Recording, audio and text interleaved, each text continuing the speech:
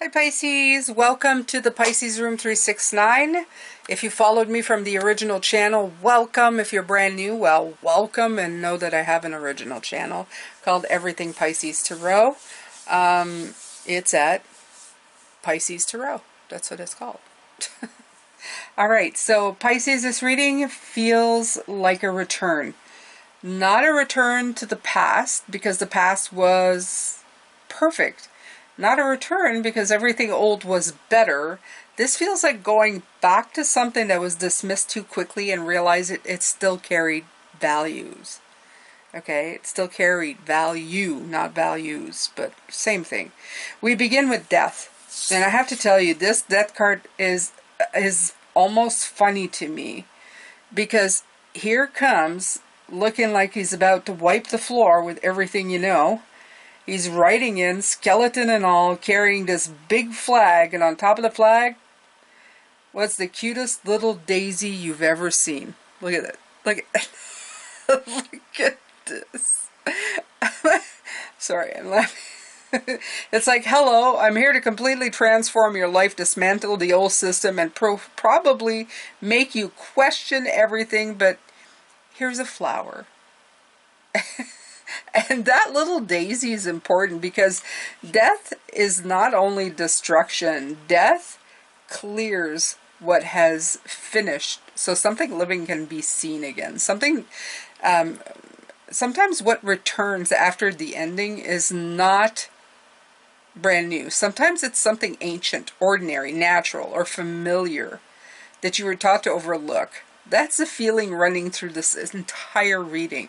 Something you once dismissed may deserve another look. Okay? Something the world called outdated, impractical, old-fashioned, insignificant, or useless may carry more value than you realize. And this can apply to anything. This could be the way you love, the way you create, a spiritual practice, a skill, a relationship, a dream, the way you take care of yourself, a lesson somebody older gave you years ago that you thought you understood, but now you finally understand why it mattered. There are things we hear before we have enough life experience to receive them properly. Then one day we circle back and go, wait a minute, I knew this. I just didn't know what it was worth. And that leads us into the Queen of Pentacles. And I love this card because she doesn't look young. Her hair's gray. The plants around her look like late summer plants, maybe even early fall. They're not delicate little spring flowers. They look mature, established. Some of them almost look like ragweed or a kind of growth people dismiss as weeds. And she's sitting there holding the pentacle, looking down at it. She knows what she has. She does not need to wave it around. She doesn't need to convince anyone it's valuable. She has lived long enough to understand the difference between something that is expensive and something that sustains you. They're not always the same thing. The Queen understands practical value. She understands what fuels you, what shelters you, what grows, what lasts, what heals, and what can be used, and what can be passed on. And I think Pisces is being asked, you're being asked to look again at the things growing in their own life. What have you dismissed because it was too ordinary? What have you cut away because somebody told you it was a weed? What have you walked past every day without realizing it was medicine?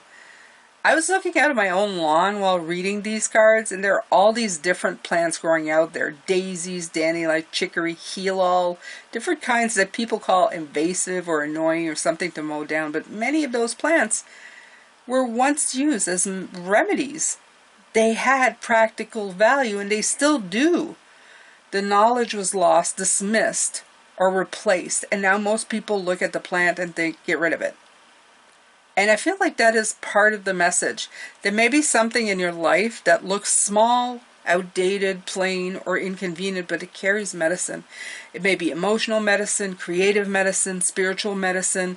It may be knowledge from your family, your culture, your own past, your own body, or simply the life you've already lived. Don't mow it down just because the world doesn't recognize it. Then we have the Queen of Cups. She's also looking down at what she holds. And beneath her feet are all these beautiful little colored stones and pebbles. I love this card so much.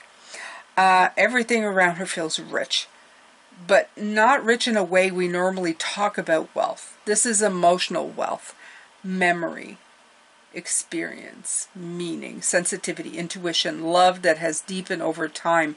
The two queens together, they're powerful because one holds practical value and the other holds emotional value. One understands what sustains the body and the life. The other understands what sustains the heart and the spirit. And both of them are mature. Neither one is chasing. Neither one is auditioning. Neither one is trying to be the shiny new thing. They know. That's the energy Pisces is being invited into. You may have spent a lot of your life being told what should matter to you, how much money something makes, how impressive it looks, whether other people approve, whether it fits the current trend. Can it be explained quickly? Okay? Is it obvious usefulness? But these queens are asking a different question. What does it mean to you? What does it nourish? What does it preserve? What does it teach? What becomes possible because you cared for it? Real value is not always found in quantity. It's found in relationship. A person can have hundreds of things and care for none of them. A person can have one object, one skill, one friendship, one patch of land, one dream, one memory, and build an entire life of meaning around it. God, I love that so much. That's value.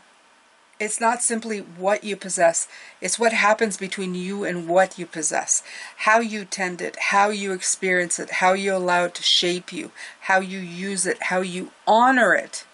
And I think some of you are relearning that now. You are realizing that the world's measuring system may not fit your life anymore. Then we have the Wheel of Fortune. And this is the return, the cycle. The turning back towards something that was left behind. And there's a snake on the stairs, partly hidden by the fog. Do you see it? Right? There's transformation here again. But the snake also makes me think of old knowledge, the kind of knowledge that survives underground, quietly, even when the culture above it decides it's moved on. The wheel says things come back. Ideas come back, practices come back, truths come back. Not always in the same form, but essence returns because something valuable was left unfinished. Human beings have a habit of declaring the old irrelevant simply because something new has arrived. We move forward so quickly that we sometimes leave wisdom behind. Then years later, somebody discovers it again, packages it differently, and everyone acts as though it has not just been invented, but it's always been there. The wheel is asking you to pay attention to what is returning. What memory keeps coming back? What interest? What lesson? What person? What kind of work? What part of yourself keeps knocking even after you decided you had outgrown it? Maybe you didn't outgrow it. Maybe you were not ready to understand it yet. Death and the wheel together make this very clear. Something old is ending, but something older may be returning. The ending is clearing away the version that was built on misunderstanding, shame, pressure, or somebody else's values. And when that falls, the original thing may still be standing underneath it. Something natural, something useful, something true, something you knew before you were taught to doubt it. The two queens are the ones who can recognize it because they have experience. They are not impressed by packaging. They are not fooled by noise. They know what nourishes them. They know what lasts. They know that a late summer garden has value, even if it's not covered in perfect spring blossoms. They know that gray hair is not decline. It is evidence. It says, I've been here. I have watched seasons turn, and I know what survives winter. I know what grows back. I know what's worth keeping. And Pisces, that may be where you are now. You are relearning value from a more mature place. You are looking at something the world dismissed and seeing it with different eyes. You may be reclaiming a part of yourself that was called too emotional, too strange, too old-fashioned, too soft, too impractical, too slow, too spiritual, too ordinary, too much trouble. And now you understand that it carried medicine. So this week, do not rush to replace the old with the newest available thing. Look again, listen again, sit with the old mage. Walk the same field with a different level of awareness. And what was discarded simply because nobody took the time to understand it. Ask what has been growing quietly at your feet. Ask what your older self, wiser self values now that your younger self could not yet recognize. Okay? This reading is not asking you to live in the past. It's asking you to recover what the past still knows. That clears the false version. The queens teach you how to recognize what remains. The wheel returns the lesson when you're finally ready to receive it. And perhaps that little daisy on the death flag is the whole message. Maybe that's the whole thing. The transformation may be fierce.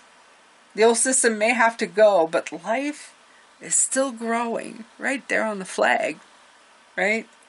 The medicine was never gone. You're simply learning to see it again.